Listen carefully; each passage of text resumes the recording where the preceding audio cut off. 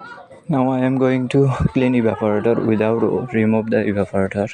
So that's how you have to at first fix this hose, because we have to put inside the evaporator some liquid.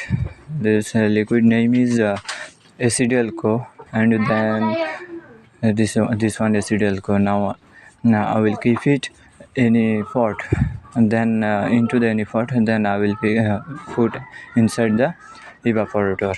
Okay, now I am putting the acetalco spray inside the evaporator, and then I have to clean air pressure, put air pressure, then flushing. Then after then I will put some petrol, because need to properly clean inside the acetalco spray, because okay, now I put air pressure. Okay, this petrol is coming outside. Okay, then after then I will flushing. See, this petrol coming outside. Okay, I'm flashing that.